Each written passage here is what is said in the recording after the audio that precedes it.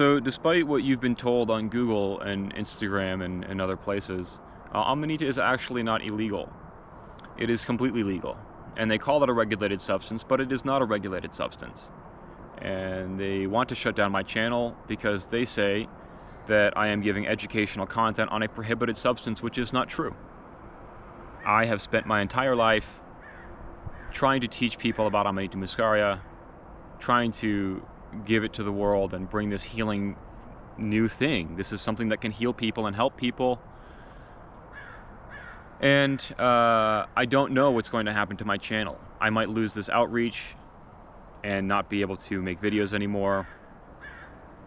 So if that happens, I at least want this one to get out there so that everyone knows a bit about Amanita Muscaria, how it is, what it does, all the stuff about it, everything there is to know about Amanita. So for this part, guys, I'm gonna smoke my pipe.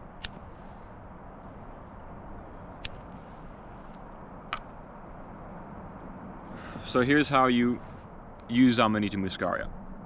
And I'm gonna tell you everything there is to know and as summarized as I can about how you use Amanita Muscaria. So getting into using Amanita Muscaria, one thing to know is that Amanita Muscaria can be used in a variety of different ways. It can be taken in many different forms, and there are some forms of it which you can take which are somewhat controversial, but some people seem to report a lot of benefit from it.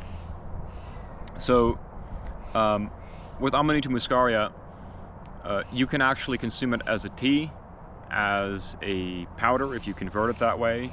You can make it into like a food, like you can bake it into something. You can even smoke it, actually. I don't recommend smoking it because of the lung issues. You're smoking a fungus and there's a lot of inherent dangers in doing that. So some people do. I have done it. I would not recommend it though. I would say that if you do that, you're more of a person who's pursuing a shamanistic type of a lifestyle. Like you want to become someone who gets to help other people through plant medicines kind of a person. Eating it is okay. It has, I would say the effect is a bit more robust, like it is a bit more intense in some ways. If you're cooking it, like some people will bake it for like an hour at 275 Fahrenheit or something, or they'll bake it at a high temperature and then they'll eat it that way. I don't usually bake it, partly because it does actually need to be combined. I believe that I feel that it does need to be combined with pine in order to be properly converted.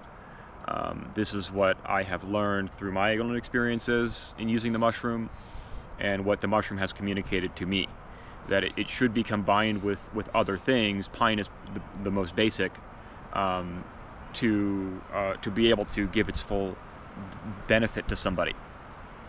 There's a lot of ways of preparing Amanita Muscaria. There's a lot of controversy about how to prepare it correctly, but the simplest, best way to do it is what I have explained. Boil for 30 minutes with an acid, like lemon, but I would definitely much more strongly suggest fresh pine needles as being the source of an acid that you would use to convert ibotenic acid into mucimol, which is called decarboxylation.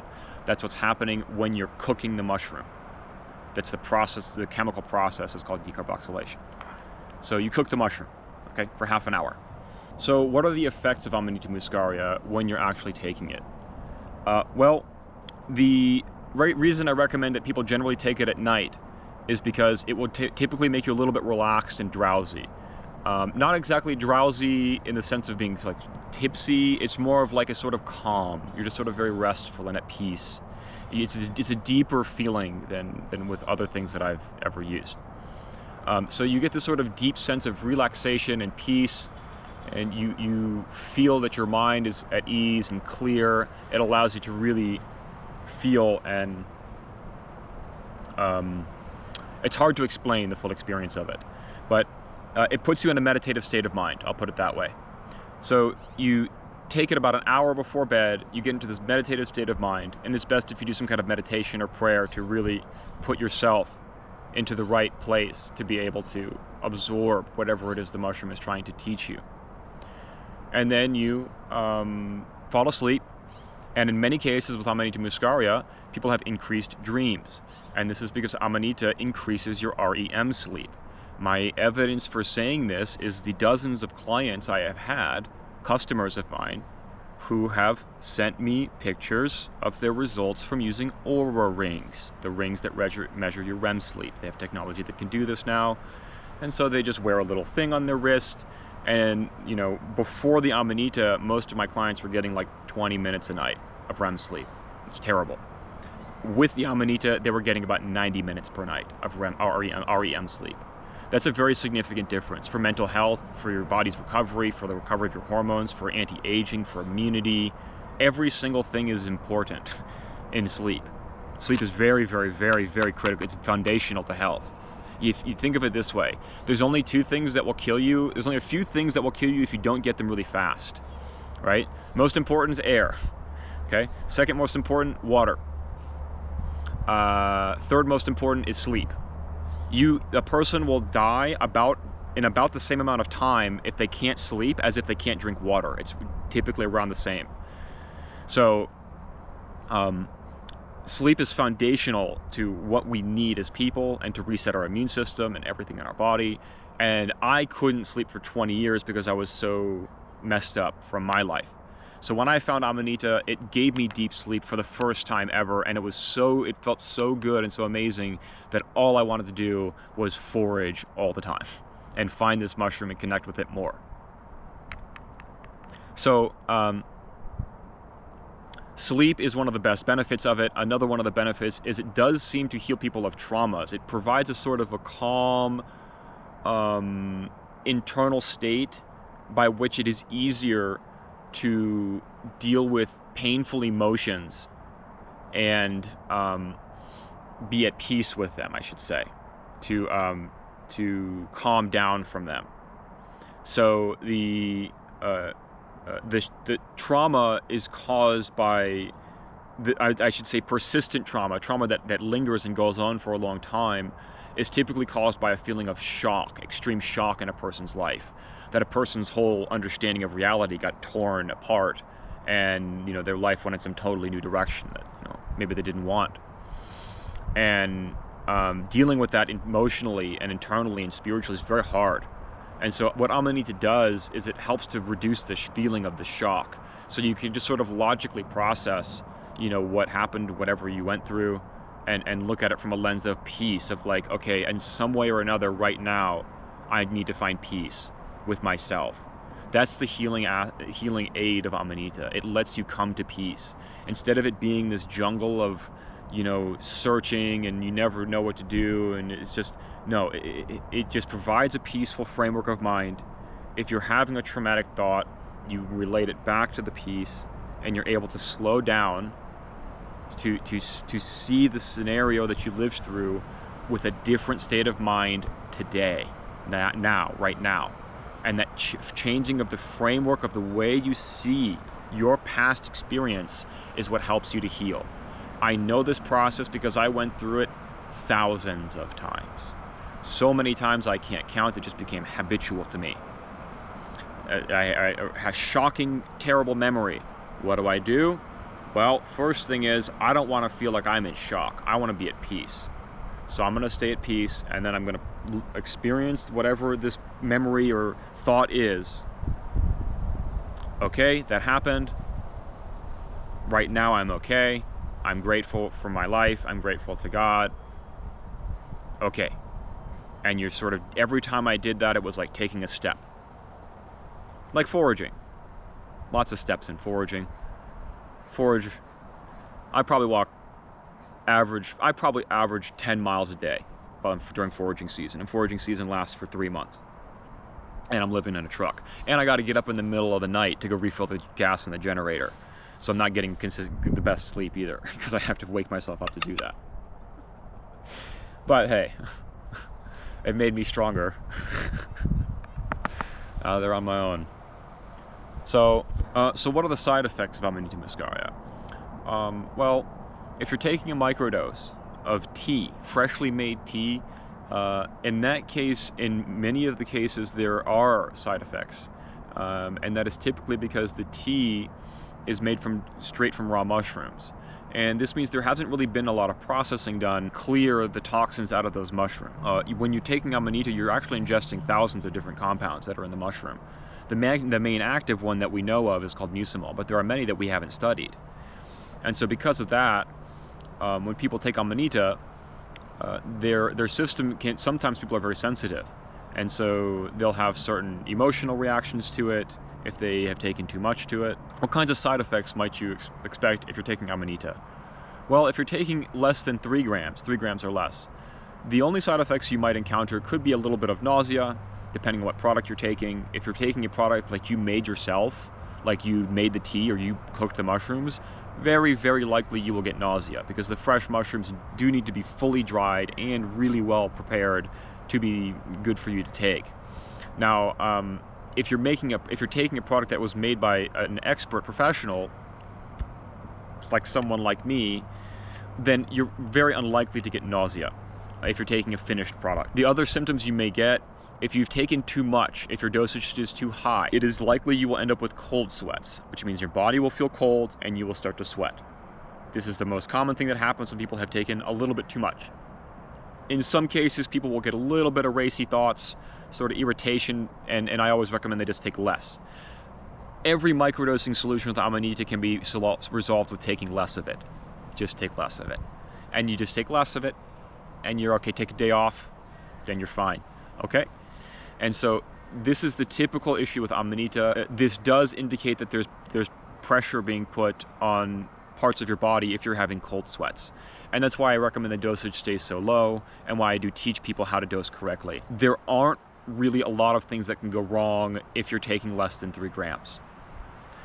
If you're taking more than 5 grams, I'm not really going to go into this or educate people about this. And while I am making a full video educating as much as I can on Amanita, and I did personally do more than 500 experiences of over 20 grams of Amanita in a single sitting, I do not believe that anyone should do high dose of Amanita.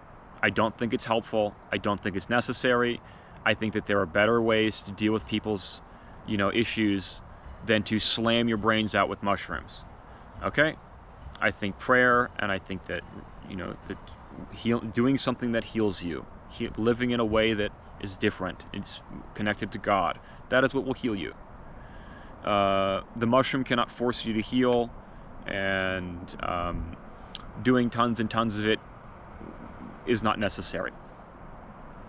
So I don't want to teach anybody anything about how to use this mushroom over 5 grams. I don't have any interest in it. I may talk about my own personal stories of things that I went through, and I am also explaining to you why I don't recommend it. Part of it is physical. It can cause physical issues, health issues, and it can cause spiritual problems. Whether or not people agree with this, I don't really care. Spirits are real. Angels and demons are real. Every religion ever has talked about this. It's really only our culture, the one that's screwing everything up, that thinks that we know better than all those other people who knew, how to actually live in communities, and we don't. So those are real phenomena, and if you do take too much Amanita, you take too much of any psychedelic, and you're not spiritually prepared, you will be attacked. I have seen this so many times, and that's the reason that my name is the Amanita Warrior. I live for Amanita, and I am always in spiritual war. It's just the way it is. I don't like it, and you don't like it either, but we're all stuck in it. None of us can escape the war that we're currently living through. This is the reason I have to make this video, is because of the spiritual war. Because they want to block you from knowing about this thing, which could heal you, which might make you closer to Jesus, and which, could take a lot of people away from evil and from pain.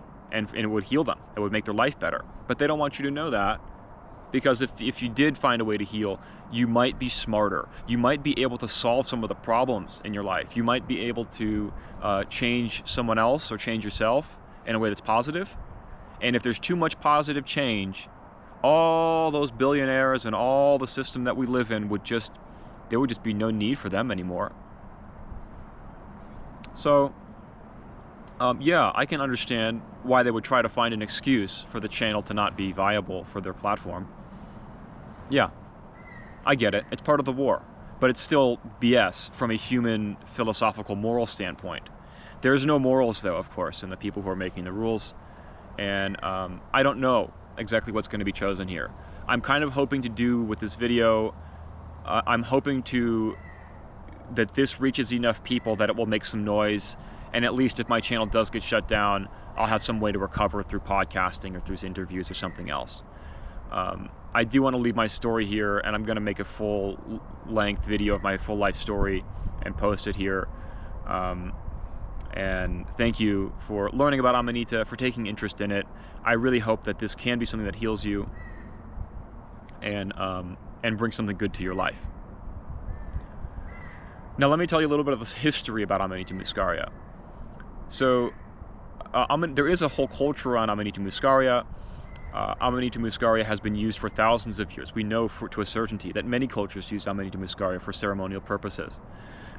There was a man named John Allegro who wrote a book called The Sacred Mushroom and the Cross. And in this book, he describes, well, I should first tell you about John Allegro. So he was one of the people who translated the Dead Sea Scrolls. And he discovered, he could actually speak ancient languages, the languages that the stories about Jesus Christ were written in. And so he could read the original language, like Aramaic. He spoke Aramaic. He spoke Sumerian. He spoke like Babylonian, these dead languages. And so he could actually read the original text of the stories about Christ and what he was like and what he had done. And he could see, through understanding the ancient languages, massive amounts of connotations talking about Amanita Muscaria. And he thought this was so important that he threw his whole career in the church of 30 years away. He translated the Dead Sea Scrolls. Do you know how high up in the church you have to be selected to do that? So he was way up there. And he was like, no, this is talking about Amanita. And there was so much of a mixture in the literature about Jesus and Amanita that he was confused and thought that Jesus wasn't real or something for a period of his life. He actually got them to. So what I'm saying is, it is very likely that Amanita Muscaria was used by him and by people of that time. I personally know this. Okay, I believe this. And if you think that Moses was speaking to a bush that was on fire, guys, he was smoking weed. He was smoking marijuana. That's why he was able to talk to God.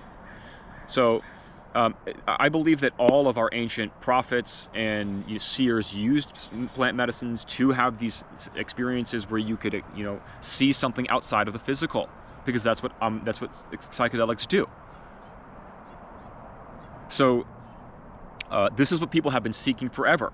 So they always try to find a way, how do I get out of this body? I'm stuck in this body. I got to eat. I got to do all this stupid stuff I don't want to do. You defend it and be cold and everything you have to take care of. Get me out of here. So they take plant medicines to get themselves out of there. And they see something about God and they bring it back here sometimes and they share it with everybody. Now, Amanita Muscaria was also soma, the drink of the Vedics, that is called the drink of immortality. The mushroom of immortality is what they call it.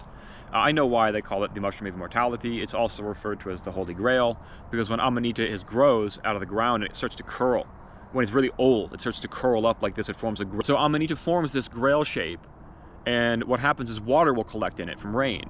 And if you drink that water, you will get an experience happen, just from drinking the water out of the fresh Amanita. And I don't know if that's safe. I don't have any information at all. I've done it, but I don't really think it's safe for people to try it. It probably doesn't make much of a difference if you're into microdosing, but yeah, I would generally just say don't try it.